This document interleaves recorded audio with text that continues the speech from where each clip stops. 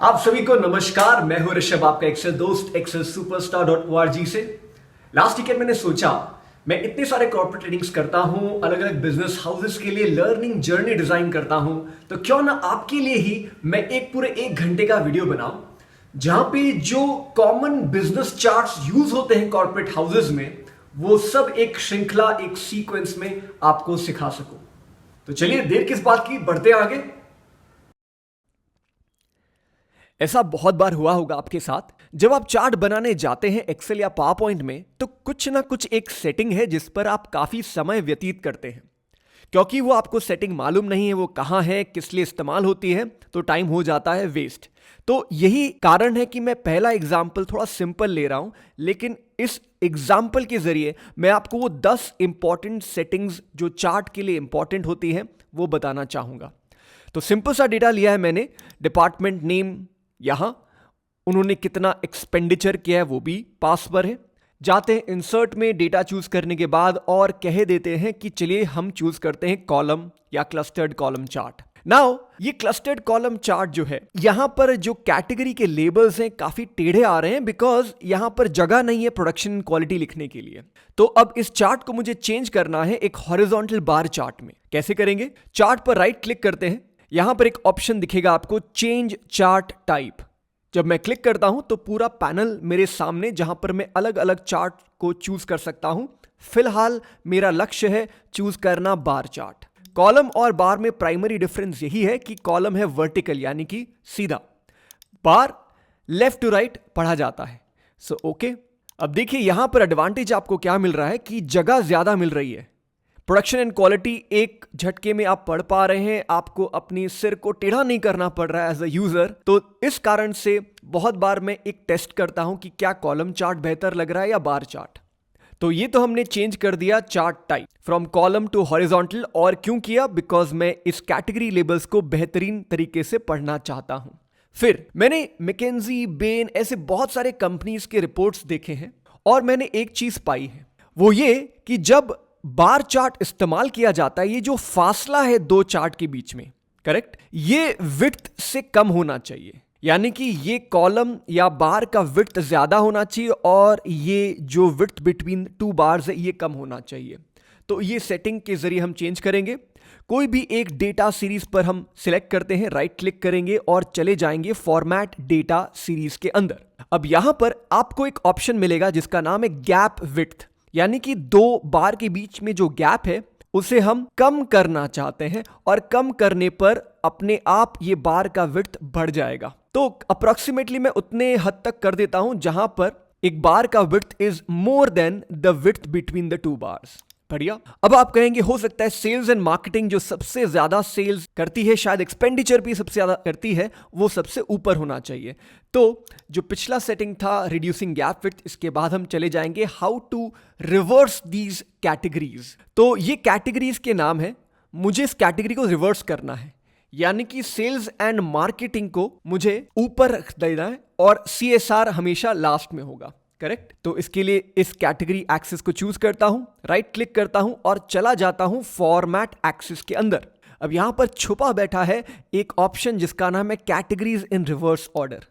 देखा? तो आपको अलग से डेटा को सॉर्ट करने की जरूरत नहीं है। इसके दो फायदे होते हैं, एक कि आप कैटेगरीज को एक रिवर्स सीक्वेंस में रख सकते हैं, दूसरा आप देख पा रहे हैं कि ये जो वैल्यूज हैं ये पहले नीचे थे, अब ये ऊपर आ चुके हैं। तो बहुत सारे रिपोर्ट्स में आप देखोगे ये ऊपर ही रखा जाता है ताकि जब कोई इसे पढ़े तो आसानी से मैच कर सके कि ये ऑलमोस्ट 150 और 200 के बीच में है। तो आपकी मर्जी, लेकिन ये भी एक इंपॉर्टेंट ऑप्शन है फॉर्मेटिंग का। उसके बाद आता हूं डेटा लेबल्स, और इस डेटा लेबल्स का मतलब क्या है और इसे कैसे ऐड करते हैं सब मैं आपको बताऊंगा। तो सबसे पहले मैं इस चार्ट को थोड़ा छोटा कर देता हूं ताकि एक ही स्क्रीन पर आपको सब दिखाई पड़े।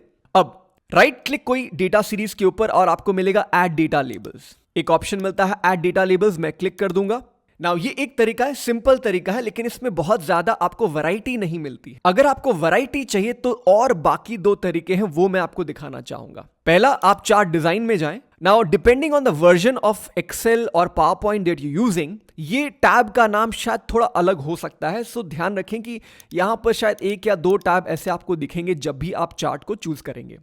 इसमें एक ऑप्शन मिलता है ऐड चार्ट एलिमेंट। नाउ ये इंटरफेस 2007 वर्जन से काफी अलग है, तो जिन्होंने 2013, 16 या उससे ऊपर वाले वर्जन को यूज करा है उनको काफी आसानी मिलेगी ये वीडियो को फॉलो करने में। नाउ यहां ऐड चार्ट एलिमेंट में डेटा लेबल्स आपको मिलेगा। नाउ बहुत बार क्या होता है, मुझे याद नहीं रहता कि ये सेटिंग्स किसके लिए है, तो ये छोटे छोटे जो आइकन्स आप देख रहे हैं ना, ये आपको याद दिलाता है कि डेटा लेबल्स क्या है। ये चार्ट के ऊपर आप एक कॉल आउट के जरिए दिखाना चाहते हैं, या आउटसाइड एंड दिखाना चाहते हैं, या फिर एक मोर डेटा लेबल ऑप्शन में जाना चाहते हैं। फिलहाल के लिए मैं चूज करता हूं आउटसाइड एंड, और आप देखोगे जैसे ही मैं हवर कर रहा हूं इन सारे ऑप्शंस के ऊपर, ये सारा प्रीव्यू आपको राइट हैंड साइड पे बदलता नजर आ रहा है, देख रहे हैं। तो ये हुआ सेकेंड वे। तीसरा तरीका जो भी मैं काफी बार इस्तेमाल करता हूं इस जब आप इस चार्ट को चूज करते हैं, यहां पे एक प्लस बटन आपको दिखाई देगा, करेक्ट। ये प्लस बटन पे क्लिक करने पे आपको डेटा लेबल्स दिखाई देगा, यहां क्लिक करने पे आपको ये सारे ऑप्शंस दिखाई देंगे। सो एज अ बिगिनर मैं कहूंगा कि आप सेकेंड ऑप्शन की तरफ जाएं। उसका कारण सिंपल है कि जब आप चार्ट एलिमेंट में जाते हैं ना, तो ये छोटे छोटे जो आइकन्स हैं ये आपको बताता है कि जो आप एक्शन लेने वाले हैं उसका इंपैक्ट क्या हो सकता है। हां, एक बार आपने जब सीख लिया तब बिंदास आप प्लस बटन पे जाइए, डेटा लेबल्स पे क्लिक कीजिए और कह दीजिए आउटसाइड एंड, और यही same technique applies to all the charts. इसलिए मैंने पहला वीडियो लिया ताकि आपको ये सारे सेटिंग्स बता सकूं जो कि बाकी चार्ट्स के लिए भी एप्लीकेबल होते हैं। चलिए आउटसाइड एंड में चले जाते हैं, और ये रहा मेरा डेटा लेबल। अच्छी बात है, तो ये भी हमने कर लिया ऐड अ डेटा लेबल। अब इसके अलावा change colour of all the series, यानी कि जो ब्लू दिख रहा है आपको, शायद मुझे लाइट ग्रे करना है, तो एक बार चूज करता हूं कोई भी एक सीरीज। ना यहां पे लोग गलतियां क्या करते हैं, एक ही सीरीज को वो दो बार चूज कर लेते हैं, और इसके कारण ये जो सिलेक्शन है वो एक ही सीरीज के ऊपर रह जाता है। मैं आपको दिखाता हूं करके। मान लीजिए मैंने इसे एक बार चूज किया, वापस एक बार चूज किया, अब आप देख रहे हो छोटा सा जो ब्लू बबल है वो सिर्फ एक ही सीरीज पर बैठा है। एट दिस पॉइंट अगर मैं कलर को चेंज करता हूं तो एक ही सीरीज पर यह अप्लाई होगा। तो इसे अंडू करने के लिए बाहर क्लिक कर देता हूं, वापस सीरीज को चूज करता हूं, देखिए छोटा सा ब्लू बबल सब सीरीज के ऊपर बैठा है, और फिर राइट क्लिक करते हुए मैं फिल और लाइट ग्रे एक चूज कर लेता हूं। ठीक है, अब आपको कहना है कि चलिए मुझे प्रोडक्शन एंड क्वालिटी को हाईलाइट करना है, तो मैं प्रोडक्शन एंड क्वालिटी को दो बार चूज करूंगा, एक थोड़ा समय वेट करके, दूसरा क्लिक, और आप देख रहे हैं छोटा सा ब्लू बबल एक ही सीरीज के ऊपर बैठा है। राइट क्लिक, फिल, और आप जो भी चूज करना चाहें कलर कर सकते हैं। इसका एडवांटेज क्या है कि जो आप चार्ट दिखाना चाहते हैं, जो यूजर है उसका ध्यान इस तरफ आकर्षित होगा, और आप इससे रिलेटेड बातें कर सकते हैं अपने प्रेजेंटेशन या डैशबोर्ड के ऊपर। तो ये लास्ट दो चीजें हमने देखी, change colour of all the series, change colour of one of the series. अब हो सकता है कि ये जो अदर्स है ये एस्टिमेटेड अमाउंट है, तो आप इसे एक नया रूप देना चाहते हैं, एक डैश्ड लाइन देना चाहते हैं, तो राइट क्लिक करते हुए आउटलाइन में जाता हूं, मान लीजिए ब्लैक कर देता हूं, और इसके अलावा मैं चला जाता हूं डैशेस के ऊपर, और यहां पे एक ये डैश जैसा ऑप्शन जो आपको दिख रहा है ये मैं चूज कर लेता हूं। चाहे तो फिल कलर मैं नो फिल भी कर सकता हूं, नो फिल, या maybe I can give a slightly darker shade of grey, या वट एवर यू चूज। ठीक है, अब ये करने से ऐसा लग रहा है कि ये थोड़ा अलग है, और ज्यादातर डैश्ड आउटलाइन हम तब यूज करते हैं जब डेटा एस्टिमेटेड है या हम अनुमान लगा रहे हैं, तो ये ऑप्शन भी आपने सीख लिया है। इसके अलावा आप चाहते हैं कि ये जो एक्सपेंडिचर का जो डिस्टेंस है 0, 50, 50 से 100, ये चेंज करके आप बनाना चाहें 0, 40, 80, 120 एंड सो ऑन। तो इसे चेंज करने के लिए आप इस एक्सिस पे राइट क्लिक कीजिए, फॉर्मेट एक्सिस में चले जाइए, और यहां पर आपको दिखेगा मिनिमम यानी कि 0, मैक्सिमम 200, और ये जो यूनिट्स है ना 50 मेजर, इसे आप चेंज करके बना दीजिए मान लीजिए 40, एंटर। तो आप देख रहे हो कि जो जंप वैल्यू है 0 to 40 बन चुका है, 0 to 50 नहीं रहा। तो बहुत बार हम इसे चेंज करते हैं ताकि अपने डेटा को हम बेहतर दर्शा सकें। तो ये आपने सीखा how to convert that axis value of 0, 50, 100, 200 etcetera. Remove grid lines बहुत ही आसान है। ये छोटी छोटी लाइंस जो आप देख रहे हैं, इससे सिलेक्ट कर सकते हैं और डिलीट कर सकते हैं। बट ऋषभ, मैंने भूल से डिलीट कर दिया, उसे वापस कैसे लाऊं बिना कंट्रोल Z प्रेस किए हुए? तो चार्ट डिजाइन में जाइए, ऐड चार्ट एलिमेंट में जाइए और आपको ग्रिड लाइंस दिखेगा। अब घबराने की बात नहीं कि आपको याद है या नहीं, बट अगर ये प्रीव्यू अगर आप देखें तो आपको एक अनुमान लगेगा कि कौन सा ऑप्शन हो सकता है। देख रहे हैं? तो इसलिए मैंने कहा था ये चार्ट एलिमेंट बहुत इंपॉर्टेंट है for a beginner, because it allows you to see कि ये ऑप्शन किसके लिए एग्जिस्ट करता है। अब बताना चाहूंगा कि ये जो टाइटल है इसे मुझे थोड़ा सा डायनेमिक बनाना है, यानी कि सिर्फ एक्सपेंडिचर बोल के नहीं। ये टोटल एक्सपेंडिचर मैंने यहां सम कर दिया है, सम ऑफ ऑल दिस एक्सपेंडिचर, और फिर मैंने एक छोटा सा फॉर्मूला रखा है। अगर आपने कॉन्कैटिनेट या एम्परसेंड का इस्तेमाल किया है तो आपने शायद देखा होगा कि किस तरह टेक्स्ट और डिफरेंट वैल्यूज को मैं एक सिंगल सेल में कंबाइन कर सकता हूं। For example, equal to double quotes ABC double quotes ampersand. अब अगर इस वैल्यू को चूज करता हूं, एंटर, देख रहे हैं ABC 637 बन चुका है। अगर यहां पे डेसिमल्स हुए, मान लीजिए 11.11, तो ये भी आपको डेसिमल्स दिखाएगा।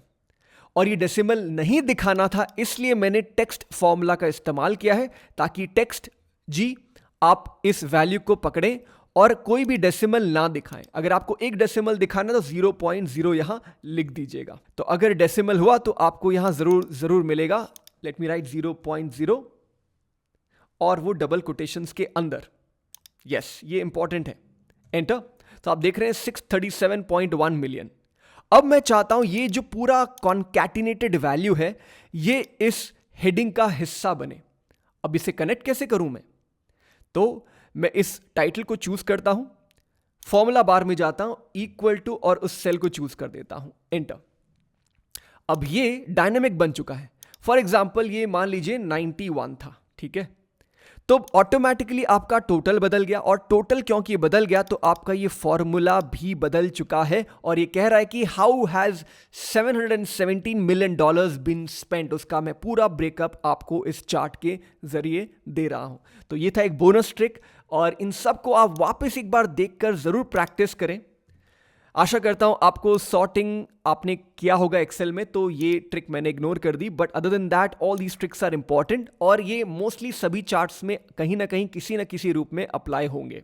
ये बात मैंने ऑलरेडी जाहिर कर दी है कि बार चार्ट क्यों पॉपुलर है, क्योंकि ये डेटा लेबल को काफी अच्छे तरीके से, सिंपल तरीके से, विदाउट ट्रंकेटिंग, विदाउट मॉडिफाइंग और टिल्टिंग इट 45 डिग्री आपको अच्छे से दिखाता है।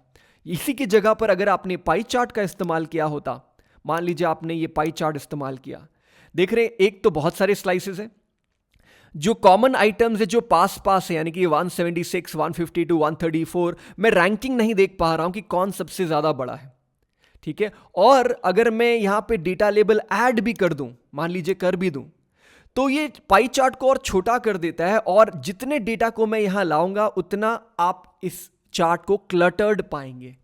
तो इसलिए काफी बार आजकल मैं पाई चार्ट के बदले में ये हॉरिजॉन्टल बार चार्ट का इस्तेमाल करता हूं। तो इस वीडियो को आप चाहें तो यहीं पॉज कर सकते हैं, प्रैक्टिस कीजिए इसी डेटा के साथ या अपने किसी ऑफिस के डेटा के साथ, और कमेंट सेक्शन में जरूर बताइएगा कि आपको ये कैसा लग रहा है, क्या आप ये अप्लाई कर पा रहे हो कि नहीं। और जब आपने ये कंफर्ट हासिल कर ली है तो फिर आइए अगली वीडियो की तरफ आगे बढ़ते हैं। अगले सेक्शन में आगे बढ़ने से पहले बताना चाहूंगा कि ये प्रैक्टिस फाइल की लिंक डिस्क्रिप्शन में दी गई है। इसके अलावा ये सेम वीडियो जिन्होंने एक्सेल मास्टरी कोर्स लिया था, खरीदा था, उनके कोर्स में ऑटोमेटिकली ऐड हो जाएगा। आशा करता हूं कि पिछले सेक्शन के जो 10 ट्रिक्स हमने सीखे आपने समझ लिए होंगे। चलिए मैं आपको और एक ट्रिक सिखाता हूं इसी डेटा रिलेटेड चार्ट की तरफ। सबसे पहले मैंने सेक्टर के नाम लिख दिए और उन्होंने कितना फंड्स रेज किया है। मैं एक छोटा सा कॉलम नहीं, बार चार्ट बनाता हूं ताकि हॉरिजॉन्टल दिखे। नाउ ये सारे सेटिंग्स आप वापस दोबारा प्रैक्टिस कर सकते हैं, लेकिन यहां पर मैं सिर्फ एक चीज बताना चाहूंगा। काफी बार जब नंबर्स बड़े होते हैं 10,000, 20,000, 30,000, तो आप इसे छोटा कैसे कर सकते हैं? राइट क्लिक करें, फॉर्मेट एक्सिस में जाएं, यहां पर एक ऑप्शन मिलता है डिस्प्ले यूनिट्स। मैं इसे कर देता हूं थाउजेंड्स। तो अब ये जो नंबर है 10, 20, 30, 40, 50, 60, 70 etcetera, they are in thousands. Of course ये डेटा बन जाएगा बिलियन, बट ये काफी बार मैं इस्तेमाल करता हूं to make my chart easy to read by reducing the complexity of the number। यानी कि 10,000 जो लंबा एक डिजिट का 5 डिजिट का नंबर दिख रहा था, 20,000, 30,000, अब वो सिर्फ दिख रहा है 10, 20, 30। तो मैं अनुमान लगा सकता हूं कि बैंकिंग इंडस्ट्री में करीब करीब 65 या 64,000 जितना फंड्स रेज किया गया है। बट इसे अगर आप और भी क्लियर रखना चाहते हैं अपने व्यूअर्स के लिए, तो ये थाउजेंड्स यहां से हटाएं और ये मिलियन की जगह आप कर दें बिलियन डॉलर्स। अब ये एकदम सही दिखेगा। तो करीब करीब 64 या 63 बिलियन डॉलर्स जितना फंड्स रेज किया है बाय द बैंकिंग इंडस्ट्री। तो ये भी प्रैक्टिस कीजिए, तो आपको ये सारे इंपॉर्टेंट सेटिंग्स अभी तक समझ में आ गए होंगे। आगे बढ़ते हैं अगले नए चार्ट की तरफ। बताना चाहूंगा कि चार्ट्स को सीखने का मजा तभी है जब आप ये समझ सके कि कब कौन सा चार्ट इस्तेमाल करना चाहिए, विच चार्ट टू यूज व्हेन। तो इसी विचार के साथ अगले सेक्शन में आगे बढ़ते हैं। अगले कुछ मिनटों में मैं बताऊंगा आपको ट्री मैप चार्ट के बारे में, क्योंकि कुछ देर पहले ही आपने वीडियो सेक्शन देखा on how to create this horizontal bar chart, और मुझे ये क्यों पसंद है, बिकॉज ये डेटा लेबल को काफी अच्छे से दिखाता है। इसी कारण से मैंने पाई चार्ट का इस्तेमाल नहीं किया था, क्योंकि ये डेटा काफ़ी क्लटर करके आपको दिखाता अगर आपके स्लाइसेस काफ़ी ज़्यादा हैं। तो एक ऑप्शन आपको और दिखाता हूं। ये जो डेटा है इससे मैंने बनाया है ट्री मैप चार्ट। अब एक तरह से देखा जाए तो ये पाई चार्ट ही है, लेकिन एक रेक्टेंगुलर फॉर्म में। तो सबसे पहले दिखाता हूं बनाते कैसे और इसका सिग्निफिकेंस भी आपको बताऊंगा। डेटा को चूज करने के बाद इंसर्ट, और 2013 या 16 में ये लॉन्च हुआ था ट्री मैप। ठीक है, ट्री मैप पे क्लिक करता हूं। ये लेजेंड्स की मुझे फिलहाल जरूरत नहीं है। ऑफ कोर्स मुझे डेटा लेबल्स ऐड करने हैं, और अगर आपको याद होगा डेटा लेबल्स हम कैसे एक्सेस करते थे, एक तो ये प्लस बटन था और दूसरा chart design, add chart element data labels.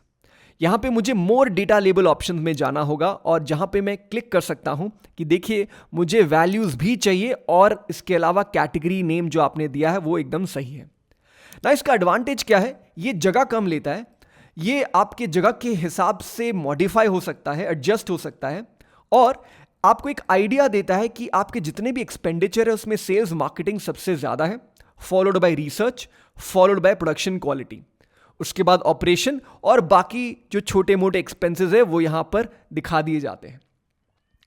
तो आपको एक अच्छा सा आइडिया लग जाता है कि कितने एक्सपेंडिचर कहां हो रहे हैं। तो नेक्स्ट टाइम जब भी आप पाई चार्ट की तरफ दौड़ लगाएं तो एक बार जरूर ट्राई करें कि क्या वही डेटा को मैं एक हॉरिजॉन्टल बार चार्ट के जरिए दिखा सकता हूं, और या फिर मैं ट्री मैप का इस्तेमाल कर सकता हूं। ट्री मैप का और एक यूटिलिटी है जो मैं आपको बताना चाहूंगा, वो है जहां पर आपके पास कैटेगरीज और सब कैटेगरीज होंगे। यानी कि मान लीजिए मेरे पास 3 कंपनी है, हाइपोथेटिकल डेटा है, ITC, HUL, Procter and Gamble. वो अलग अलग बिजनेसेस में अपना काम करते हैं। For example food, dairy, this is common, but tobacco is something जो आईटीसी को ही स्पेसिफिक फोकस करता है। अब यहां पे आईटीसी के अंदर tobacco, personal care, food, paper, dairy है, राइट। सिमिलरली एचयूएल के अंदर भी अलग अलग कैटेगरीज हैं। अगर आपके पास सिर्फ कैटेगरीज और रेवेन्यूज होते तो बिंदास आप यहां पे पाई या पाई की जगह डोनट चार्ट यूज कीजिए, कोई दिक्कत नहीं है। लेकिन अगर आपके पास कैटेगरी भी है और सब कैटेगरी भी है, तो आइए देखते हैं पाई चार्ट आपको डेटा कैसा दिखाएगा। देख रहे हैं? करेक्ट, ये थोड़ा सा अजीब लग रहा है, समझ कुछ नहीं आ रहा है, तो इसलिए इस डेटा के ऊपर मैं चला जाता हूं ट्री मैप की तरफ। तो यहां पर आपको क्या देखने को मिल रहा है, आइए इसे थोड़ा सा क्लियर करते हैं और फिर देखते हैं इस डेटा को। तो ये कह रहा है कि ITC, HUL and Procter and Gamble 3 total, यहां पे आपको टोटल का भी कंपैरिजन एक दिख रहा है। आईटीसी सबसे ज्यादा है, close is HUL followed by Procter and Gamble. उसके बाद आईटीसी का मेजर रेवेन्यू कहां से आ रहा है, टोबैको से, फॉलोड बाय पर्सनल केयर, उसके बाद food and so on. Similarly HUL के केस में personal care, food and dairy. तो आप इसे थोड़ा आगे पीछे एडजस्ट कर सकते हैं, but the idea is it gives you an overview of both categories and सब कैटेगरीज। हाँ, इसमें कुछ नेगेटिव बातें भी हैं। वो ये है कि आप एक पिवट टेबल के डेटा से ट्री मैप चार्ट नहीं बना सकते। ये एक छोटा सा बग है आई थिंक।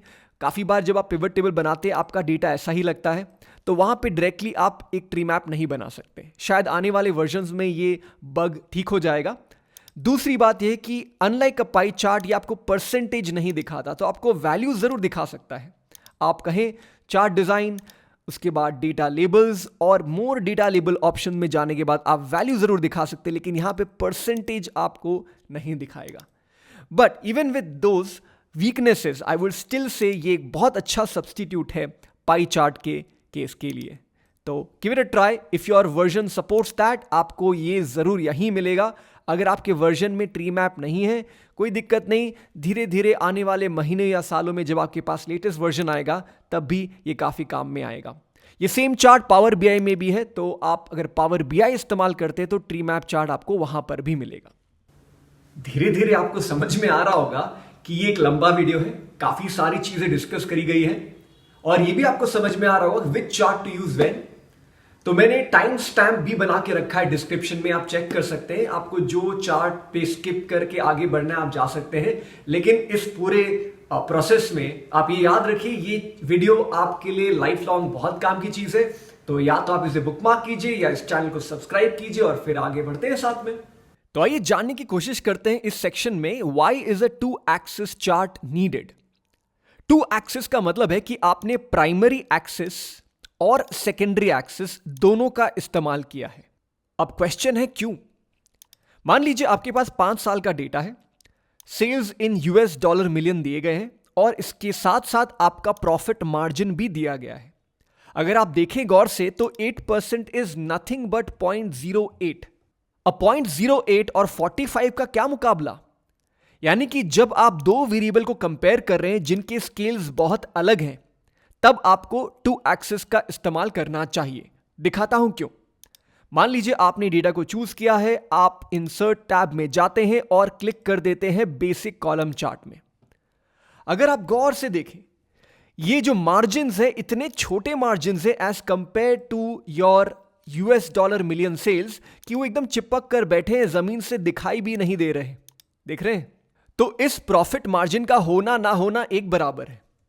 इसलिए हम चाहते हैं कि प्रॉफिट को अलग से एक्सिस में दिखाया जाए एक दूसरे चार्ट के जरिए, जो कि लाइन चार्ट हो सकता है। तो आइए देखते हैं कैसे करते हैं। 2013 वर्जन के पास ये पावर है कि जब आप राइट क्लिक करें तो एक ऑप्शन मिलता है चेंज सीरीज चार्ट टाइप। ये जो पैनल आप देख रहे हैं, choose the chart type and axis for data series, ये बहुत ही पावरफुल पैनल है। एक पैनल के जरिए आप 2 काम कर सकते हैं, एक्चुअली 3। आप चार्ट को चेंज कर सकते हैं, उसको प्राइमरी या सेकेंडरी एक्सेस में तब्दील कर सकते हैं, और साथ ही साथ आप प्रीव्यू भी देख सकते हैं। लेकिन जिनके पास 2010 या उसके नीचे का वर्जन है, तो आपको एक्चुअली इस लेजेंड को 2 बार क्लिक करना होगा, राइट क्लिक करके फिर आपको चेंज सीरीज चार्ट टाइप में जाना होगा, क्योंकि ये जो पैनल मैंने अभी आपको दिखाया ये पुराने वर्जन्स में नहीं है। तो आइए देखते हैं। Right click, change series chart type, profit को मुझे करना है सेकेंडरी एक्सिस और साथ ही उसे बना देना है line chart, may be with markers. वो छोटे छोटे जो डॉट्स आप देख रहे हैं वो भी आ जाएंगे। देखा आपने? ओके। अब करते हैं कलर चेंज। सिंपल है, डेटा सीरीज को राइट क्लिक करें, फिल कर दें जो आपको सही लगे।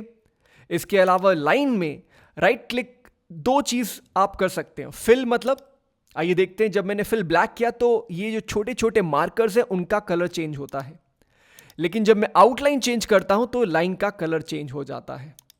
इसके अलावा अगर आप चाहते हैं कि जो last portion of the line chart है ये डैश्ड लाइन में तब्दील हो, तो आप इस छोटे से डॉट को 2 बार क्लिक करें, फिर राइट क्लिक करें और आउटलाइन में जाएं, और यहां पर आपको मिल जाएगा डैशेस। तो एक आपको एक आइडिया दे रहा है कि शायद ये नंबर एस्टिमेटेड है, सारे अभी तक वैल्यूज आई नहीं है, ये एस्टिमेटेड नंबर्स के भरोसे में आपको ये मार्जिन्स दिखा रहा हूं।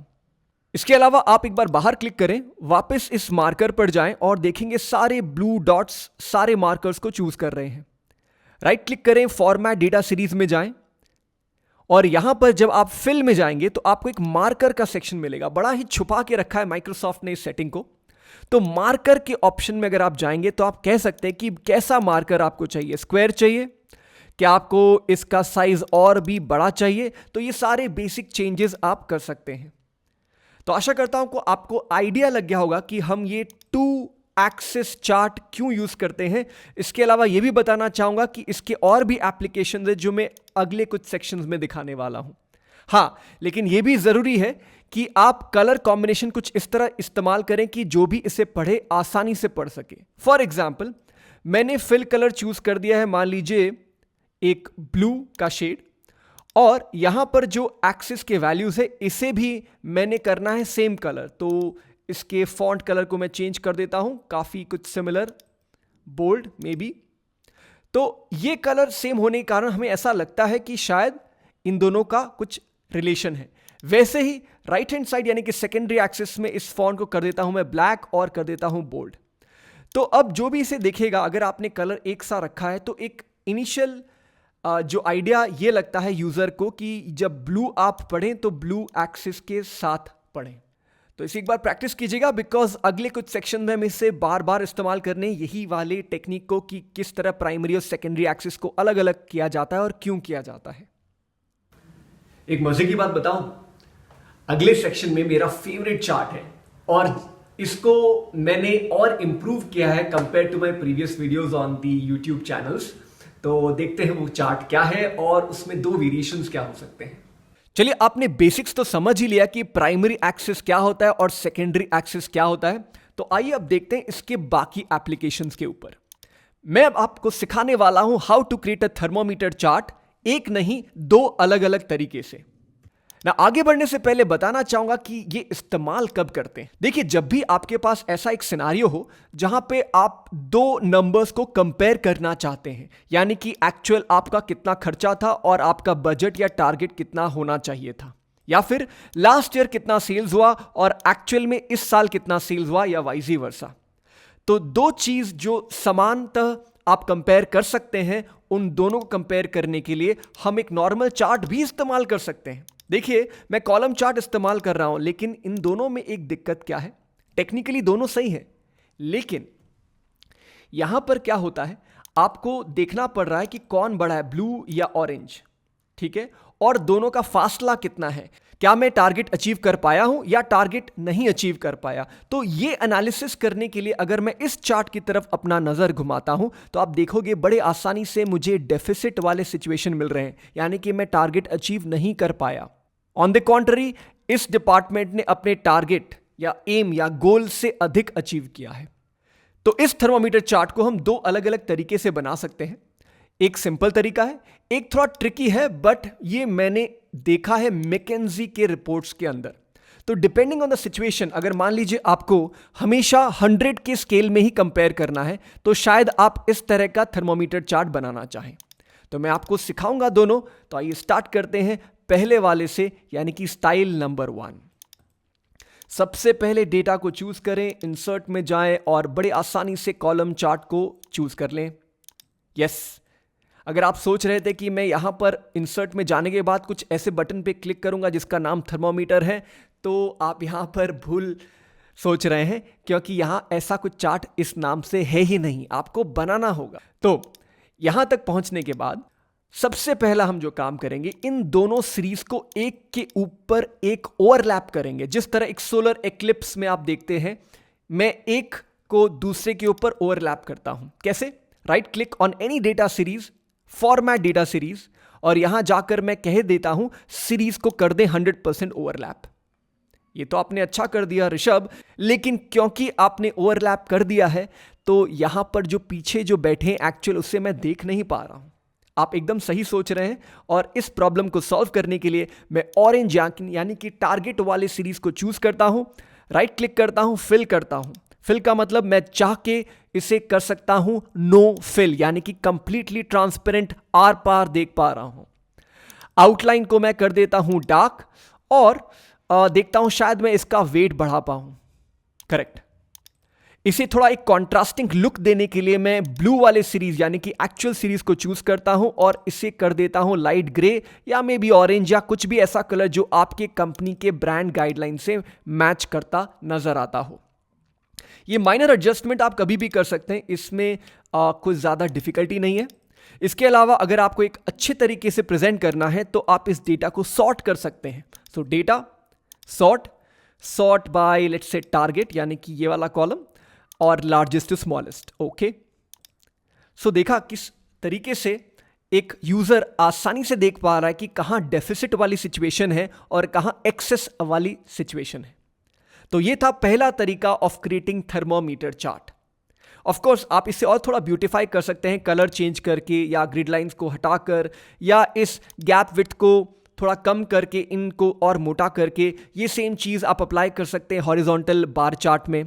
तो वो सारी डिस्कशंस मैंने ऑलरेडी कर रखी हैं, इसलिए अभी मैं आता हूं स्टाइल नंबर 2 पे. ये स्टाइल नंबर 2 का डिफरेंस क्या है, आइए देखते हैं. सबसे पहले गौर से देखें और पता करें कि डिफरेंस क्या है. यहां पर दोनों की विड्थ कॉमन है और यहां पर एक का विड्थ ज्यादा है, यानी कि ज्यादा मोटा दिख रहा है, और जो ग्रे वाला है वो कम मोटा दिख रहा है, यानी कि पतला है. इन अदर वर्ड्स अगर हम कहें, the gap width between two orange data series is less, but the gap width between the grey series is more. अब आप कहेंगे तो बड़ा आसान है, हमने सीखा था कि हम गैप विड्थ को कैसे चेंज कर सकते हैं, लेकिन यहीं पर हम मात खा गए ना. इसे मैं थोड़ा साइड करता हूं और एक बार वापस स्टार्टिंग से सेकंड मेथड से चार्ट बनाने की कोशिश करता हूं. तो एक कॉलम चार्ट लिया मैंने, इसे पास में रख देता हूं और अपने स्क्रीन को कुछ इस तरह एडजस्ट करता हूं ताकि आप अच्छे से देख पाएं. अब ध्यान से देखें, अगर आप कोई भी फॉर्मेट डेटा सीरीज में जाकर अगर कहें दे गैप विड्थ को करना है रिड्यूस, तो आप एक चीज आप देख रहे होंगे कि ये गैप विड्थ का इंपैक्ट प्राइमरी एक्सिस पर जितने भी चार्ट बैठे उन सब पर हो रहा है. यानी कि ब्लू भी उतने ही डिग्री से मोटा हो रहा है जितना ऑरेंज. और ये मैं नहीं चाहता. मैं चाहता हूं कि डिफरेंशियल एक रहे दोनों के बीच में जब गैप विड्थ का ऑप्शन इस्तेमाल किया जाए. और ये तभी पॉसिबल है जब आप सेकेंडरी एक्सिस का इस्तेमाल करते हैं. तो प्राइमरी एक्सिस के लिए एक अलग सेटिंग होगी और सेकेंडरी एक्सिस के लिए एक अलग सेटिंग होगी.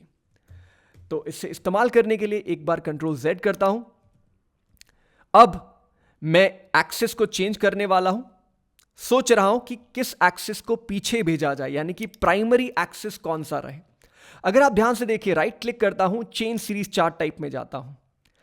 एक्चुअल जो आगे यानी कि ग्रे के कलर में दिख रहा है वो है मेरा सेकेंडरी एक्सिस. ठीक है, और टारगेट है बाय डिफॉल्ट प्राइमरी एक्सिस. तो यही सेटिंग मैं यहां इस्तेमाल करने वाला हूं. Right click, change series chart type. जो पीछे बैठा रहेगा वो प्राइमरी कहलाएगा. टारगेट पीछे यानी कि प्राइमरी, लेकिन एक्चुअल जो सामने बैठा है, जो ऊपर सेकेंड लेयर में प्रतीत होता नजर आता है, वो है सेकेंडरी. ये कर दिया मैंने.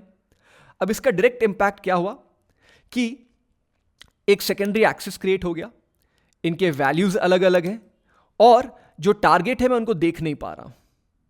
ओके, तो अब क्या किया जाए? सबसे पहले हो सके तो इस एक्सेस वैल्यूज को आप ठीक करें. राइट क्लिक, फॉर्मेट एक्सेस, और 0 to 300 को ही हम मानेंगे सही minimum and maximum value, because यहां पे it's easy to compare primary and secondary. इनके स्केल्स अब कॉमन हो चुके हैं. अच्छी बात है, ये तो आपने कर दिया. अब प्राइमरी एक्सिस में जो बैठा है, यानी कि जो आप दीवार पर पहली पेंट करते हो, पहला कोट कहलाता है, वो प्राइमरी है, यानी कि पीछे बैठता है, वो है मेरा टारगेट यहां पे. Right click, format data series, और मैं कह देता हूं यहां पे कि गैप विड्थ को आप कर दे थोड़ा रिड्यूस. देखा आपने, इस बार जब गैप विड्थ का जो सेटिंग मैंने चेंज किया वो सिर्फ और सिर्फ प्राइमरी यानी कि एक ही डेटा सीरीज पर लागू हो रहा है, दूसरे डेटा सीरीज यानी कि एक्चुअल पर नहीं लागू हो रहा. और यही तो मैं चाहता था. बस अब कलर चेंज करने की बारी है. ब्लू को कर देता हूं मैं हल्का एक चारकोल या डार्क ग्रे, और इस ऑरेंज को मैं बदल के कुछ ऑरेंज, लाइट ऑरेंज कर सकता हूं, या मे बी इवन थोड़ा और कॉन्ट्रास्टिंग कलर कर सकता हूं ताकि वो गैप आपको अच्छे से दिखे. तो कलर आपके कंट्रोल में है, और एक बार ये काम हो जाए तो सेकेंडरी एक्सिस को आप डिलीट कर सकते हैं. एक्सिस डिलीट नहीं हो रहा है, सिर्फ उनके लेबल्स डिलीट हो रहे हैं. तो एक बहुत ही आसान तरीके से आप थर्मोमीटर चार्ट बना सकते हैं. मैंने आपको 2 वेरिएशंस दिखाए हैं. पहला वाला जो मैं काफ़ी इस्तेमाल करता हूं, दूसरा वाला भी अच्छा है. आप ये सेम वेरिएशन मैकेंजी के काफ़ी सारे रिपोर्ट्स में आप देखने पाएंगे. तो देखिए दोस्तों, सिर्फ वीडियो देख के कुछ फायदा नहीं होने वाला। दो चीज करना पड़ेगा, पहला तो प्रैक्टिस और दूसरा ऑब्वियसली कमेंट सेक्शन में अपने सुझाव, अपनी ओपिनियन और अपनी जो लर्निंग से जरूर मेंशन कीजिए। लुक, हम इतने सारे टेक्निक सीख रहे हैं, चार्ट सीख रहे हैं, लेकिन एक चीज मैंने लोगों को देखा है मिस कर देते हैं चार्ट्स बनाते वक्त, वो है कलर का सही इस्तेमाल। अगर आप सही कलर चॉइस नहीं करेंगे अपने चार्ट्स के लिए तो आपकी जितनी मेहनत है, जितनी एनालिटिक्स है, एक फीकापन आ जाएगा। तो मैंने बहुत सारे YouTube वीडियोस देखे हैं, वहां चार्ट तो समझा देते हैं, लेकिन जो कलर का इस्तेमाल करते हैं ऐसा लग रहा है कि होली में वो एकदम जो मस्ती वाली होली होती है वैसा कलर इस्तेमाल किया गया है। तो ध्यान रखिए कलर्स का, और आगे जितने भी सेक्शंस हैं वहां पर मैं कलर्स का काफी ध्यान रखता हूं, तो आप भी ध्यान रखिए। बढ़ते हैं आगे। इस वीडियो का ये सेक्शन काफी सिंपल है बट इंपॉर्टेंट है। जब भी आप कॉलम चार्ट का इस्तेमाल करें, एक बार सोचें कि क्या अगर मैं एवरेज लाइन यहां डालूं तो मेरा डेटा बेटर रिप्रेजेंट हो रहा है या नहीं। तो मान लीजिए आपने एक चार्ट बनाया, आपने इस डेटा का प्रयोग किया, insert, column chart, same examples. Obviously आप पिछले कुछ सेक्शंस में जाके देख सकते हैं कि मैंने क्या क्या सेटिंग्स का इस्तेमाल किया था ताकि गैप विड्थ कम हो जाए, एक specific series let's say India का कलर डिफरेंट रहे, ये ग्रिड लाइंस कैसे डिलीट हो सके।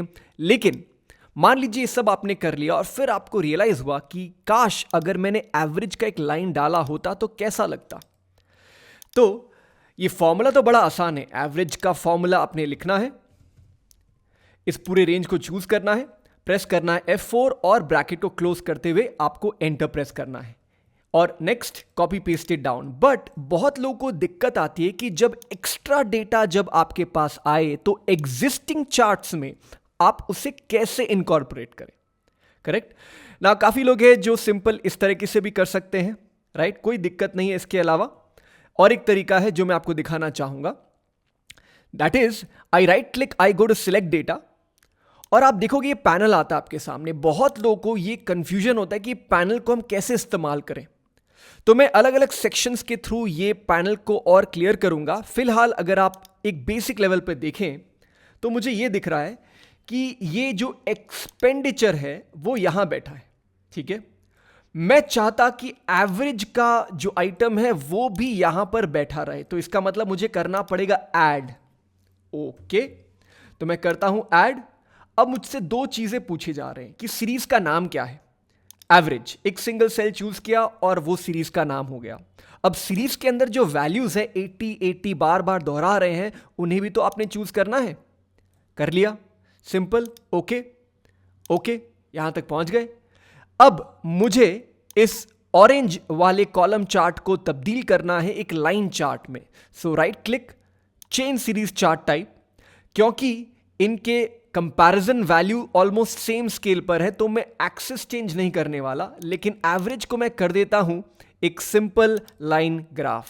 ओके, बस इसके जरिए आप अपने यूजर्स को एक इंडिकेशन दे रहे हैं कि अगर इन सारे डेटा को मैं मिला के टोटल करके उनका एवरेज निकालूं तो वो ऐसा दिखता है, और कितने कंट्रीज है जो एवरेज के काफी पास है और उनसे अधिक है या उससे कम है।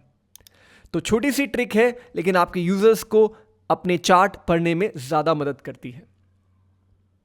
एकदम correct, user readability is very very important. इसके साथ ये भी बताना चाहूंगा कि ये सारी जो चीजें आप सीख रहे हैं, प्रैक्टिस कर रहे हैं, ये एक्सेल डैशबोर्ड बनाने में भी काफी काम आएंगे। तो कभी भी ऐसा मौका मिले कि आप इसे इस्तेमाल करें तो मुझे जरूर बताइएगा अपने कमेंट्स के जरिए। और अगर अपने सब्सक्राइब नहीं है तो क्या देर किस बात की, कीजिए और आगे बढ़िए अगले सेक्शन में। वीडियो के इस सेक्शन में मैं आपको बताऊंगा कि how to create a automatic negative colour in your column chart. इसका मतलब यह है कि अगर मान लीजिए आपके कोई नंबर में अपने आप नेगेटिव आ जाता है because of your Excel modelling या आपके प्रोजेक्शंस चेंज हो गए हैं, तो ये ऑटोमेटिकली रेड हो जाना चाहिए। तो यहां पे काफी सारे ट्रिक्स बताऊंगा। सबसे पहले बताऊंगा कि यहां जानबूझकर मैंने डेटा को हॉरिजॉन्टल रखा है। क्यों? अब आप कहेंगे कि अगर मुझे इस डेटा को सॉर्ट करना है, यानी कि कंपनी बी का वैल्यू पहले followed by company D and so on, तो क्या मुझे ये पूरा डेटा कॉपी करके पेस्ट स्पेशल करके ट्रांसपोज करना पड़ेगा, फिर सॉर्ट करना पड़ेगा और दोबारा क्या मुझे ट्रांसपोज करना पड़ेगा? नहीं, यही पहली ट्रिक है। यहां पर मैं आपको बताना चाहूंगा कि डेटा टैब के अंदर जो सॉर्ट आप इस्तेमाल करते हैं सॉर्ट के अंदर जब आप जाएंगे, एक हिडन ट्रिक है जिसका नाम है options sort left to right. Yes, sort left to right. तो यहां पर जब आप जाएंगे आपको कहा जाएगा sort not by column but by row number 6 पर मेरे नंबर्स बैठे हैं, रो नंबर 6 को चूज करता हूं और कह देता हूं largest to smallest. Okay, correct. इस टेक्निक से आपको मिल गया 320, 300, 210 and so on, last value being -180। तो ये थी पहली ट्रिक हॉरिजॉन्टल सॉर्ट की। अब बताता हूं कि इस चार्ट को कैसे बनाएं जहां पर हम दो प्रॉब्लम को सॉल्व करेंगे। सबसे पहले चार्ट को हम बनाते हैं इंसर्ट बेसिक कॉलम चार्ट के थ्रू। यहां जो दो प्रॉब्लम हम देख पा रहे हैं वो ये है कि ये जो कैटेगरी के लेबल्स है it is interfering with the negative chart, ठीक है। और दूसरा, ये कलर सब एक है, यहां पे कोई डिफरेंस नहीं है बिटवीन पॉजिटिव एंड नेगेटिव। तो लेट्स सी इसे कैसे सॉल्व करते हैं। सबसे पहले I right click on the data series to be able to go to format data series. यहां पर जब जाता हूं तो आपको ध्यान रखना है कि आपको ये फिल बकेट का जो आइकन है यहां पर जाते हुए ये फिल ऑप्शन के अंदर एंटर करना है और कह देना है सॉलिड फिल, लेकिन with an exception. What exception? Invert if negative, ठीक है। अब कलर आपको चूज करना है। मुझे वेगली याद है कि पुराने किसी वर्जन में सिर्फ आपको एक टैब दिखाया जाता था और कभी कभी जब एक टैब आप चूज करते तभी दूसरा टैब एक्टिवेट होता था। Anyways, let's see if I can choose the positive as light grey, same, and negative as dark red. बहुत बढ़िया, ओके। ये था पहला problem. Let me test this. इसे कर देता हूं -320। Yup, it is working. इसके अलावा आप देख रहे होंगे कि ये कैटेगरी के लेबल्स अगर मैं इसे ऊपर रख सकूं तो ये चार्ट के साथ इंटरफेयर नहीं करेगा। सो इस कैटेगरी लेबल के एक्सिस को राइट क्लिक करते हुए आई गो टू फॉर्मेट एक्सिस, और माइक्रोसॉफ्ट ने बड़े आसानी से छुपा कर रख दिया इस सेटिंग को जो लेबल्स के अंदर आपको मिलेगा, और इसका नाम है लेबल का पोजीशन कहां रखा जाए, next to the axis, no. इसे मैं कर देता हूं हाई। बस मेरा काम हो गया। ऑफ कोर्स अब थोड़ा सा और बेहतरीन आप करना चाहें तो ग्रिड लाइंस हटा सकते हैं, डेटा लेबल्स ऐड करना चाहें तो कर सकते हैं। वो सारे सेटिंग्स के बारे में मैंने ऑलरेडी बात करा है। नाउ अगले सेक्शन में बताऊंगा कि यही डेटा में अगर मैंने ये टोटल का एक्स्ट्रा कॉलम ऐड कर दिया होता है, यानी कि total of all these companies के प्रॉफिट एक साथ, क्यों? मे भी हो सकता है कि ये सारे कंपनी एक ही होल्डिंग कंपनी को बिलोंग करते हैं। These are all 100% subsidiaries of a main holding company. तो मैं उस केस में इस पूरे डेटा को कैसे बेहतर दिखाऊं, तो हम बात करेंगे वाटरफॉल चार्ट की। यस, वाटरफॉल चार्ट काफी फैंसी नाम है, तो आइए देखते हैं ये किस चिड़िया का नाम है। तो चलिए बात करते हैं वाटरफॉल चार्ट की। कुछ ही देर पहले आपने देखा कि ये कॉलम चार्ट हमने कैसे बनाया था, लेकिन अब सिचुएशन ऐसी है कि ये सारे कंपनीज क्योंकि एक ही ग्रुप कंपनी को बिलोंग करते हैं, तो आइए देखते हैं वाटरफॉल चार्ट कैसे इस डेटा को बेहतरीन तरीके से रिप्रेजेंट कर पाता है। वाटरफॉल चार्ट की थ्योरी बताने से पहले मैं कुछ एग्जाम्पल आपके सामने पेश करना चाहता हूं। डेटा को करता हूं चूज इंक्लूडिंग द टोटल, जाता हूं इंसर्ट टैब में और माइक्रोसॉफ्ट एक्सेल 2016 वर्जन ऑनवर्ड्स ये जो मौजूद हुआ है वाटरफॉल चार्ट, इसे मैं कर देता हूं चूज। ओके, अब आपको लग रहा होगा कि ये एक तरीके से स्टेयरकेस जैसा लग रहा है, करेक्ट? अब इसका मतलब भी आपको समझाऊंगा मैं।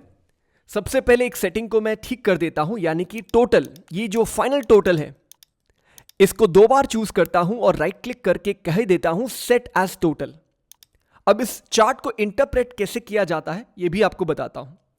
देखिए, एक ग्रुप कंपनी में 5 कंपनी है, 4 ने प्रॉफिट किए हैं और 1 ने लॉस किया है। अगर सबके प्रॉफिट लॉस को जोड़ दूं तो total profit loss of the group company is 770। अब as a CEO of this holding company मैं जानना चाहता हूं कि मेरे मेजर प्रॉफिट कहां से आ रहे हैं। कंपनी बी बहुत अच्छा कर रही है, company D almost equally well, company A ज्यादा दूर नहीं है, लेकिन ये चारों को मिलाकर अगर मैं काउंट करूं तो मेरा प्रॉफिट करीब करीब 900 और 1000 के बीच में बैठता है, करेक्ट? लेकिन because of this 5th company जो कि लॉसेज में है, मेरे ओवरऑल प्रॉफिट को कम करके 770 बना देता है। तो waterfall chart is great when you want to show the impact of positive and negative number as a whole. अब मान लीजिए इसी केस में अगर आपने पाई चार्ट का इस्तेमाल किया होता, मान लीजिए टोटल को बिना चूज किए मैं जाता हूं पाई चार्ट की तरफ, पाई चार्ट की एक वीकनेस ये है कि वो नेगेटिव नंबर को नेगेटिव तरीके से देखता ही नहीं है। संत आदमी है, किसी की बुराई नहीं देखते हैं, लेकिन ये चार्ट बन जाता है गलत। ये नेगेटिव नहीं, पॉजिटिव 180 जैसा दिख रहा है। कंपनी किधर है? कंपनी ई आपको मिल जाएगा ये लाइट ब्लू में, देख रहे हैं, पॉजिटिव 180। सो पाई चार्ट कभी भी नेगेटिव नंबर नहीं दिखा सकता है। वैसे इससे पहले हमने नेगेटिव नंबर दिखाया था, लेकिन मुझे as a CEO of this holding company want to see कि मेरा टोटल ग्रुप प्रॉफिट कैसा है। और ये सिर्फ मैं नहीं, बहुत सारे अलग अलग कंपनीज ने यूज किया है। फॉर एग्जाम्पल, पहला चार्ट जो आप देख रहे हैं यह है टाटा पावर की पुराने रिपोर्ट से लिया गया है, पब्लिकली अवेलेबल। आप देख रहे हैं कि 2010 में उनकी जो प्लांट में पावर जनरेटिंग की कैपेसिटी थी, सारे ऑल इंडिया सब मिलाकर, over the next 3-4 years they added a lot of capacity. Growth phase में थे वो, काफी सारे प्लांट्स जो बन चुके थे कमीशन हो गए, स्टार्ट हो गया पावर जनरेशन, और अगले कुछ 3 सालों में उन्होंने कंसोलिडेट किया। फिर उन्होंने एक कंपनी को एक्वायर किया और फाइनली 2017 के एंड में ये उनकी टोटल पावर जनरेटिंग कैपेसिटी बन गई। तो as a investor, as a user, I can see how have they grown. एक तरीके से देखा जाए, how have they added to the plant capacity to generate more power. वैसा ही कुछ मैंने देखा शेल कंपनी के एक रिपोर्ट में। उन्होंने क्या किया, उन्होंने एक तरीका निकाला रिकंसाइल करने का, Q1 of 2014 versus Q1 of 2015। ये जो अर्निंग्स थी इन दोनों क्वार्टर्स की, मुझे इन्वेस्टर्स को बताना था कि व्हाट वेंट रॉन्ग, कि हमारा जो अर्निंग्स था $5.7 बिलियन, वो गिर के बन चुका है $0.7 बिलियन। ऐसा क्यों हुआ? तो अब यही वाटरफॉल चार्ट दिखाने की कोशिश कर रहा है कि देखिए, एनवायरमेंटल के कुछ फैक्टर्स थे, ऑयल एंड गैस प्राइसेस के कारण हमारा मेजर और मेजॉरिटी ऑफ द प्रॉफिट नीचे चला गया। Tax liability on foreign transactions, इसके अलावा कुछ छोटे मोटे हमने डिसीजन लिए, उसके कारण हमारा थोड़ा प्रॉफिट बढ़ा। और आपने ये देखा, यही कारण था कि हम 5.7 से 0.7 तक पहुंच चुके हैं। तो जब आपके पास एक सिनारियो होता है जहां पे आप इंक्रीमेंटली यानी क्यूमुलेटिवली इफेक्ट दिखाना चाहते हैं from one point two another, तो हम यूज कर सकते हैं वाटरफॉल चार्ट। उस पूरे जर्नी में हो सकता है आपको पॉजिटिव और नेगेटिव नंबर दोनों मिले, और that makes waterfall chart even more important. चलिए, ये वीडियो को आगे बढ़ते हुए मैं आपको और एक एग्जांपल दिखाता हूं जो कि आप फैक्ट्री से रिलेट कर पाओगे। एक फैक्ट्री में एक सामान बनाने के लिए आपको मटेरियल, लेबर, ओवरहेड की जरूरत पड़ती है, करेक्ट? ऑब्वियसली आपको एक इनपुट क्रेडिट भी मिलता है, जीएसटी, जो कि आप मटेरियल खरीदते वक्त आपने पे किया होगा, या मे बी और कुछ एक्सपेंडिचर पे किया होगा, तब आपको जीएसटी जो लगा होगा उसका आपको इनपुट क्रेडिट मिल रहा है, यानी कि फायदा मिल रहा है। अब यहां पे पॉजिटिव भी है और नेगेटिव भी है। तो अब ये पूरे डेटा को मैं चूज करता हूं, इंसर्ट वाटरफॉल चार्ट, और वही सेम सेटिंग, ये लास्ट का जो कॉलम है इसे 2 बार चूज करके मैं कर देता हूं राइट क्लिक, और फिर कह देता हूं सेट एज टोटल। तो अब ये जो जर्नी आपको दिख रही है कि देखिए, मेरे फैक्ट्री में मटेरियल कॉस्ट इतना बड़ा नहीं है, लेबर कॉस्ट भी ठीक ठाक है, लेकिन ओवरहेड बहुत ज्यादा है। और ये तीनों कॉस्ट मिला के जो मेरा टोटल कॉस्ट आ रहा था 3,50,000, लेकिन क्योंकि मुझे इनपुट टैक्स क्रेडिट मिलता है 75,000 का, तो मेरा नेट जो प्राइम कॉस्ट है मैन्युफैक्चरिंग का वो है 275,000। तो मैंने यहाँ थोड़ा सा थ्योरी लिखा है आपके जानकारी के लिए। जब आपको पॉजिटिव और नेगेटिव वैल्यू दोनों मिले, आपको एक सीक्वेंस में क्यूमुलेटिव इफेक्ट दिखाना है लेफ्ट टू राइट, तो आप इस्तेमाल कर सकते हैं वाटरफॉल चार्ट का। काफ़ी सारे एरियाज ऑफ एप्लीकेशन है, तो ये एक बार आप पढ़ लें मेरे स्क्रीन से, और फिर आगे बढ़ेंगे अगले एक नए चार्ट की तरफ। मुझे एक चीज बताइए, ये सारी चीजें जो आप देख रहे हैं, इतना सब कुछ आप याद रख पाएंगे? नहीं ना। आप जब YouTube में आएंगे तो मीम्स देखेंगे, हो सकता है आप मूवी क्लिप्स में खो जाएं, तो ये खो ना जाए इसलिए इस चैनल को सब्सक्राइब कीजिए, ताकि फ्यूचर में कभी जरूरत पड़े तो बिंदास आप इस चैनल पे वापस आ सकते हैं, ये वीडियो को दोबारा देख सकते हैं। आगे बढ़ते हैं। इस सेक्शन में मैं आपको चार्ट की एक बहुत इंपॉर्टेंट सेटिंग के बारे में बताना चाहता हूं, और मैं स्टार्ट करना चाहता हूं प्रॉब्लम से। मान लीजिए 4 साल है, उनके डेटा है, जितना नंबर आपने यूनिट सेल किया है उन 4 सालों में वो नंबर यहां दिए गए हैं। अब नॉर्मली आप क्या करते हो, इंसर्ट में जाते हो, एक बेसिक सा कॉलम चार्ट चूज करते हो, और जब आप बनाते हो तो ये प्रॉब्लम आती है। प्रॉब्लम क्या हो रही है, अगर आप गौर से देखें तो ये जो ईयर के नंबर हैं इनको भी एक डेटा मान लिया गया है, और ये नहीं होना चाहिए था। इंस्टेड ये जो साल आपने यहां लिखे 1999, 2000, वो आपके इस कैटेगरी के लेबल में मौजूद होना चाहिए था।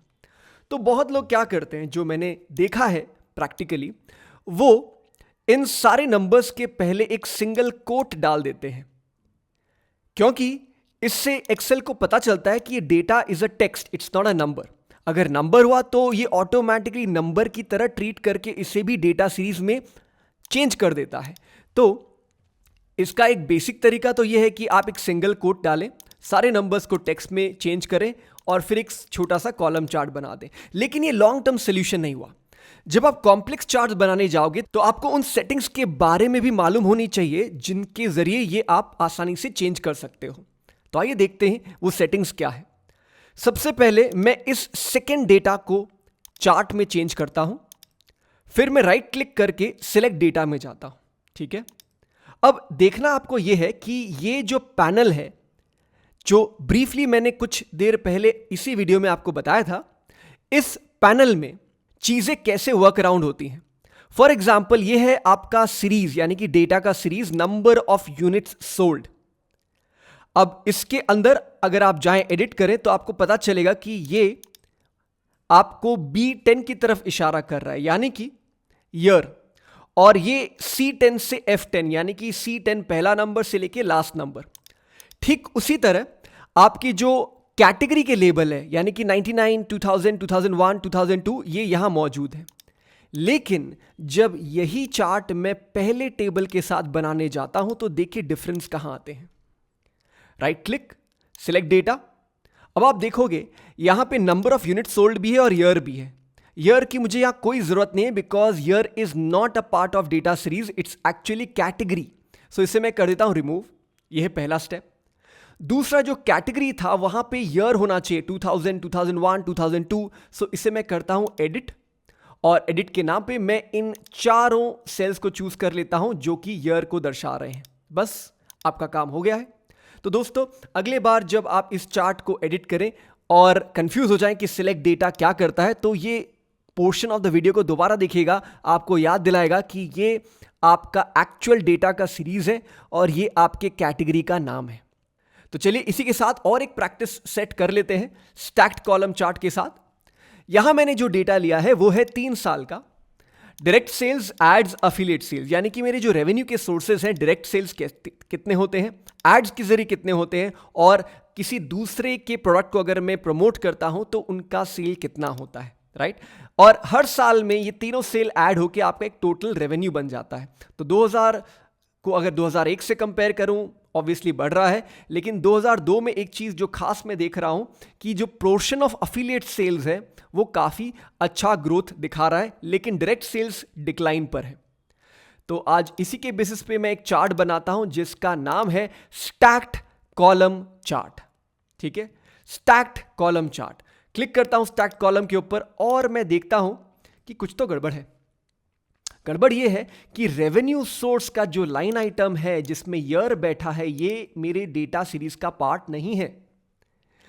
दूसरी बात यह है कि यहां पर मेरे कैटेगरी के नाम पे ईयर होने चाहिए थे, ना कि direct sales, ads and affiliate sales. तो मैं चार्ट को चूज करते हुए एक चीज टेस्ट जरूर करूंगा, स्विच रो एंड कॉलम। बहुत बढ़िया, स्विच रो एंड कॉलम करने से मेरे हर साल में जो इनकम के सोर्सेस थे, direct plus ads plus affiliate, वो तीनों ऐड हो चुके हैं। लेकिन ये जो ब्लू वाला जो एरिया है जो ईयर को दर्शा रहा है, ये सही नहीं है।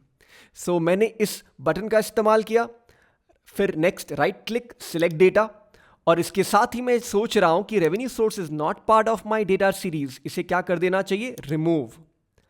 फिर मेरे कैटेगरी में 1, 2, 3 नहीं, साल के नाम होने चाहिए, 2000, 2001 एंड 2002। सो एडिट करता हूं और लेबल रेंज के साथ इन तीनों को चूज कर लेता हूं। तो बन गया मेरा सही तरीके से दर्शाया हुआ स्टैक्ड कॉलम चार्ट। तो दोस्तों, चार्ट इतना इंपॉर्टेंट नहीं है, लेकिन चार्ट के अंदर जो सेटिंग्स है ये इंपॉर्टेंट थी, और इस सेक्शन में मैं यही आपको बताना चाहता था 2 अलग अलग एग्जाम्पल के थ्रू। ये सेक्शन देख के आपको एक चीज तो अनुभव हो गया होगा कि चार्ट सिर्फ चार्ट नहीं है, चार्ट में काफी सारे सेटिंग्स होते हैं जो आपको एक गोल या लक्ष्य तक पहुंचाते हैं, जिस डैशबोर्ड को आप एक रूप दे देते हैं। तो इस पूरे सेक्शन में आप और एक चीज सीख रहे हो, वो है स्टोरी टेलिंग थ्रू चार्ट्स। तो इसी लर्निंग को कंटिन्यू करते हैं, आगे बढ़ते हैं। इससे पिछले वाले सेक्शन में आपने देखा कि स्टैक्ड कॉलम का कैसे प्रयोग किया जाता है। इस बार मैं बात करूंगा 100% स्टैक्ड बार के बारे में। सो इस बार डेटा मैंने थोड़ा बड़ा लिया है। पहले आपको स्टोरी बताता हूं। मान लीजिए Germany as a country imports from China, India, Brazil and other countries, ठीक है। और क्या इंपोर्ट के बारे में बात कर रहे हैं? मोस्टली कंज्यूमर ड्यूरेबल्स, यानी कि वाइट गुड्स।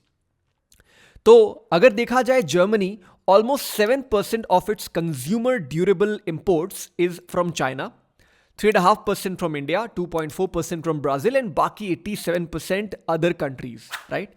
Now यहाँ पे मैं देखना ये चाहता हूँ कि कितने ऐसे कंट्रीज हैं जो चाइना पर बहुत ही ज़्यादा डिपेंडेंट है on importing these consumable durables. For example, अगर आप देखें Italy, almost half of its consumer durable products that are imported is from China, ठीक है। तो अब इसे दिखाने के लिए अलग अलग चार्ट्स बना सकते हैं। इनफैक्ट आपको बताना चाहूंगा, पहला डिफॉल्ट चार्ट जो आप शायद सोच रहे हैं वो ये है कि चलो हम चले जाते हैं 2D बार और 100% स्टैक की तरफ। लेकिन आपको बताना चाहूंगा, चार्ट में कोई गलती नहीं है, लेकिन अगर इसको आप फॉर्मेट एक अच्छे तरीके से करें तो स्टोरी काफ़ी बेहतर निकल के आती है। आप देख रहे हैं, पहले चार्ट नॉर्मल है जो सब बनाते हैं। दूसरे चार्ट में मैं बता पा रहा हूं कि which countries are dependent on China by how much percentage. For example, आप देख पा रहे हो बेल्जियम काफी हाई है और इसके अलावा Italy, but that's for India, okay. अगर मैं चाइना की बात करूं तो ये जो डार्क ग्रे वाला जो कलर है ये मैं पहले लाना चाहता हूं, तो सिलेक्ट डेटा करके चाइना को कर दिया ऊपर एंड ओके। अब आप देख पा रहे हो ये पिक्चर और ज्यादा क्लियर है। पहले मैं इसे ठीक से पढ़ नहीं पा रहा था बिकॉज इंडिया यानी कि जो ऑरेंज येलो कलर है ये पहले था।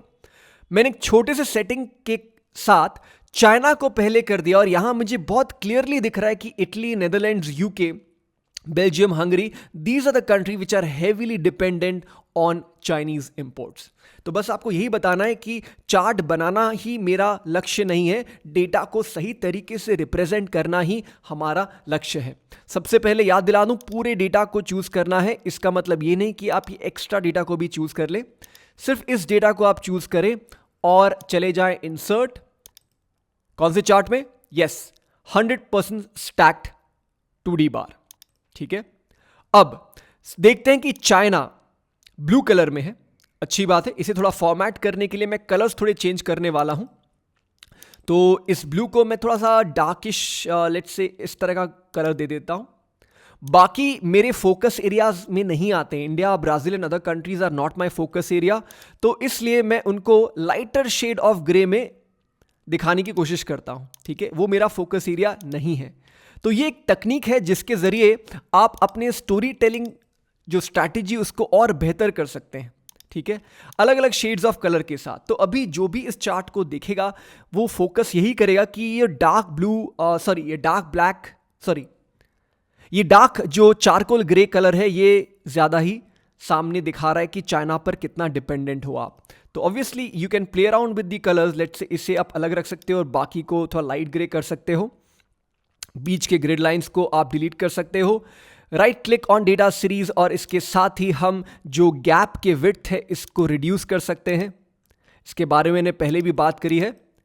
तो दोस्तों, अब अगर आप कहा जाए कि मुझे ये देखना है कि इंडिया पे कितना डिपेंडेंट है अलग अलग कंट्रीज फॉर देयर इंपोर्ट्स, तो राइट क्लिक, सिलेक्ट डेटा और यहां पे जो चाइना है यानी कि जो ऑरेंज कलर्स आप देख रहे हो इसको इंडिया बना देता हूं और इसको मैं मूव अप कर देता हूं।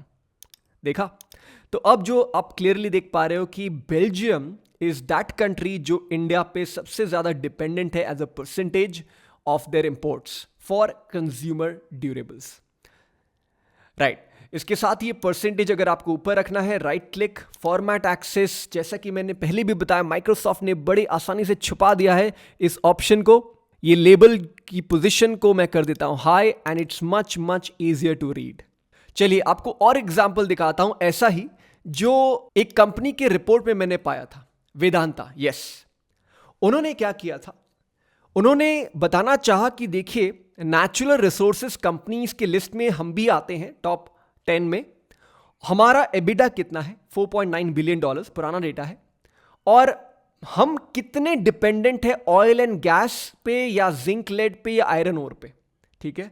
तो ये जो अलग अलग कलर्स आप देख रहे हो ये डिपेंडेंसी का कलर है। फॉर एग्जांपल वाले और रियो टिंटो दोनों ऐसी कंपनी हैं जो अपने अर्निंग्स के लिए आयरन ओर और या I think mostly iron ore के ऊपर ज्यादा डिपेंडेंट है। अब आप पूछना चाहें कि वो ऐसी कौन सी कंपनी है जो ऑयल एंड गैस पे डिपेंडेंट है, करेक्ट। तो ये मैं ऑयल एंड गैस का जो ब्लू कलर है वो देखूंगा और कहूंगा वेदांता है और BHP बिलिटन है। तो इससे ये पता चलता है कि कौन सी कंपनी किस नेचुरल रिसोर्सेज से ज़्यादा अफेक्ट हो सकती है। तो मैं ये पहला कॉलम चूज़ करता हूँ, फिर मैं प्रेस करता हूँ कंट्रोल और बाकी के कॉलम चूज़ करता हूँ, क्योंकि ये जो बीच वाला है ये कुछ और डेटा है, this is not about percentage. So ऐसा डेटा चूज़ करने के बाद मैं जाता हूँ इंसर्ट के अंदर 100% स्टैक्ड बार। अब आप देखोगे मुझे कंपनीज के नाम नहीं मिल रहे, तो इसके लिए मैं चार्ट को चूज़ करने के बाद चला जाता हूँ स्विच रोज एंड कॉलम्स के ऊपर, ठीक है। ऑफ कोर्स आप कलर्स चेंज कर सकते हैं, लेकिन जो इंपॉर्टेंट बात है कि आपका फोकस एरिया कहाँ है। मैं दिखाना चाहता हूं अपने यूजर्स, अपने व्यूअर्स को कि इन कंपनीज कितने ऐसे हैं जो कोल पर ज्यादा डिपेंडेंट है। कोल का कलर है ग्रीन और यहां दिख भी रहा है। सो मैं राइट क्लिक करता हूं, सिलेक्ट डेटा पे जाता हूं, कोल को चूज करने की कोशिश करता हूं। कोल किधर है, yes, and move up up up जब तक कि वो टॉप में नहीं आ जाता, राइट। और इसे मैं चाहूं तो अलग कलर कर सकता हूं, लेट्स से एक चारकोल ग्रे दे देता हूं या ब्लैक दे देता हूं, कोयला भी काला होता है। इसके अलावा बाकी जितने भी अदर कलर्स हैं मैं उनको लाइटर शेड ऑफ ग्रे में देखना चाहता हूं, ठीक है। जितना आगे बढ़ेंगे उतना लाइटर शेड आता रहेगा। तो ये कंप्लीटली आपके ऊपर डिपेंडेंट है, आप सेम कलर भी दिखा सकते हैं, बट द पॉइंट इज ये चार्ट देखने से जब मैं लेफ्ट की तरफ देखता हूं तो मुझे यही दिखता है कि जो कंपनी है GX ये कोल पर सबसे ज्यादा डिपेंडेंट है और वाले एकदम भी नहीं, राइट। सो सिर्फ कलर और कॉलम विड्थ को अगर आप मॉडिफाई कर सके तो एक चार्ट बेहतर दिख सकता है। वाह, यहां तक पहुंच चुके हो आप, यानी कि आप पूरा वीडियो देख रहे हो। अगर आपने अभी तक सब्सक्राइब नहीं किया तो मेरा दिल तोड़ दिया है। कोई बात नहीं, मैं आपके साथ रहूंगा, मैं आपका साथ नहीं छोड़ूंगा।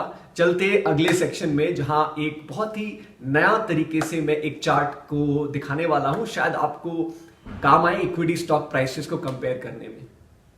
ये सेक्शन वीडियो का बहुत ही इंटरेस्टिंग होने वाला है। मैं बात करूंगा स्टॉक प्राइसेस की और उन्हें कैसे दिखाया जा सके चार्ट में। ना मान लीजिए आप दो स्टॉक्स के परफॉर्मेंस को कंपेयर करना चाहते हैं, ठीक है। एक है बंधन बैंक, दूसरा है HDFC बैंक। ऑब्वियसली 1 साल का मैंने टाइम पीरियड लिया है ताकि मैं आपको पूरा डिटेल्स दिखा सकूं चार्ट के जरिए। 18 मई 2020 से लेकर 14 मई 2021 के बीच में इन दोनों स्टॉक्स के प्राइसेस मैंने यहां नोट कर लिए। Easy to download from various websites of the internet, आप गूगल कर सकते हैं। बट फिलहाल के लिए ध्यान देते हैं कि इन दोनों के प्राइसेस सेम लेवल पे नहीं है, इनकी डिनोमिनेशन सेम नहीं है।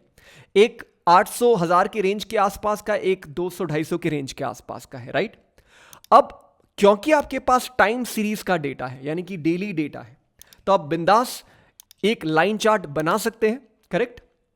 बट इसमें प्रॉब्लम क्या है, आप क्लियरली ये नहीं बता पा रहे कि एक स्टॉक ज्यादा परफॉर्म कर रहा है इस पीरियड में या कम परफॉर्म कर रहा है दूसरे के मुकाबले। और ये इसलिए बिकॉज दोनों के स्टार्टिंग पॉइंट्स अलग अलग हैं। सो अगर मान लीजिए आपके पास 1 लाख रुपए होते और आपने 1 लाख रुपए को डिवाइड किया होता 50,000 में, 50,000 बंधन बैंक में डाला होता और 50,000 HDFC बैंक में डाला होता, तो उस पूरे 1 साल के एंड में कितना पैसा आपको रिटर्न मिलता दोनों अलग अलग स्टॉक्स में। And that is a good point of comparison. तो ऐसा ही कुछ बेन एंड कंपनी के रिपोर्ट में मैंने देखा। उन्होंने अलग अलग फॉरेन एक्सचेंजेस, यानी कि कह दीजिए रूबल, रुपी, ब्राजील रियाल एटसेट्रा, इनको अगर मैं डे 1 से ट्रैक करूं, let's say bring them on a common denomination, तो किसने आउट परफॉर्म किया US डॉलर के मुकाबले। तो इसे हम कहते हैं rebasing to a common starting value और इंडेक्सिंग टू 100, ठीक है। तो जहां पर आप 2-3 अलग अलग चीजों कंपेयर कर रहे हो टाइम सीरीज में, मान लीजिए bitcoin versus gold prices versus Reliance company के स्टॉक, इन तीनों के डिनोमिनेशंस अलग अलग हैं, तो आप कैसे इनको कंपेयर करें एक ही कॉमन प्लेटफॉर्म से। तो मैं आपको दिखाता हूं वो कैसे किया जाता है इंडेक्सिंग, और चार्ट जब बन के आएगा तो आप खुश हो जाएंगे। इक्वल टू, सबसे पहले बंधन बैंक के स्टार्टिंग प्राइस को चूज करता हूं, डिवाइड करता हूं उसी स्टार्टिंग प्राइस से, लेकिन ध्यान रहे ये डिनोमिनेटर को आपको कर देना है फ्रीज बाय प्रेसिंग F4, ठीक है, मल्टीप्लाइड विथ 100, एंटर। तो ऑब्वियस सी बात है, जब आप एक नंबर को उसी नंबर से डिवाइड करोगे तो 1 मिलेगा और 1 इंटू 100 इज 100। लेकिन जब आप इसे कॉपी पेस्ट करोगे ना, तब आप एक चीज नोटिस करना कि डिनोमिनेटर वहीं का वहीं रह चुका है, यानी कि डे 1 के प्राइसेस, और न्यूमरेटर चेंज होके डे 2 प्राइसेस बन चुके हैं, यानी कि 220 divide by 229 obviously less than 1 होता है।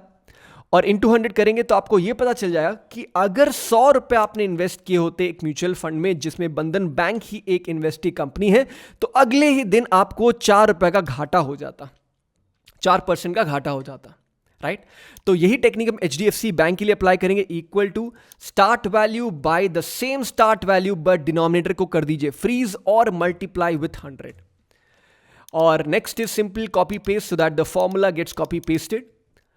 अब देखते हैं कि 100 रुपए अगर आपने इक्वली इन्वेस्ट किए होते इन दोनों स्क्रिप्ट्स में, तो आपको एक साल के बाद कितने पैसे मिलते। तो मैं डेटा को करता हूं चूज और उसके बाद इंसर्ट और चला जाता हूं वही लाइन चार्ट के अंदर। वाओ, तो आप क्लियरली देख पा रहे हो कि HDFC बैंक आपको ज्यादा रिटर्न देता। इनफैक्ट ये क्लियरली और दिखेगा अगर मैं कलर को थोड़ा चेंज कर दूं, आउटलाइन इसे कर देता हूं मान लीजिए ब्लू, या एंड ऑरेंज को कर देता हूं थोड़ा सा लाइटर शेड ग्रे का, राइट। ये चीज आप भी चेंज कर सकते हो। ये ग्रिड लाइन से एक बार हटा देता हूं और आप देखोगे कि काफी हद तक देवर नेक टू नेक। ये जो पीरियड है यहां तक ऑलमोस्ट दोनों ने सेम रिटर्न दिया था, लेकिन ये जो पीरियड है यहां से डाइवर्जेंस शुरू हो चुका है और यहां पर देखा गया है कि HDFC बैंक आउट परफॉर्म्ड बंधन बैंक। दोनों ने एक ही स्टार्टिंग पॉइंट से रेस स्टार्ट करी थी, प्लस माइनस होता रहा, लेकिन लास्ट में इस एक साल के टाइम पीरियड में HDFC बैंक बाजी मार गया। तो इसे ही हम कहते हैं रीबेसिंग द स्टार्ट वैल्यूज और indexing that to a value of 100। Normalise कर दिया हमने वेरिएबल को ताकि वो कंपैरिजन में आसानी रहे। अगर आप ये सेम चीज एक बार करना चाहते, एक बार ट्राई कीजिएगा। बिटकॉइन के प्राइस लीजिए, गोल्ड के प्राइस लीजिए, और कोई भी आपका फेवरेट स्टॉक का प्राइस लीजिए, कोई भी एक साल का टाइम पीरियड लीजिए या 2 साल का टाइम पीरियड लीजिए, और देखिए अगर आपने इक्वल अमाउंट इन्वेस्ट किया होता तो उस टाइम पीरियड के एंड में किसने आपको सबसे ज्यादा रिटर्न दिया होता। वाओ, आपने पूरा वीडियो कंप्लीट किया। मैंने इतने सालों में जो सीखा वो आपने 1 घंटे में सारा अब्सॉर्ब कर लिया है, और यही नॉलेज मैं चाहता हूं कि आपके फ्रेंड्स, आपके कॉलीग्स तक पहुंचे। तो कमेंट्स के जरिए अपने फीडबैक जरूर बताइएगा और मुझे बताइएगा कि आपको अगले चार्ट अगर मैं वीडियो बनाता हूं कभी, तो वो कौन सा चार्ट होना चाहिए।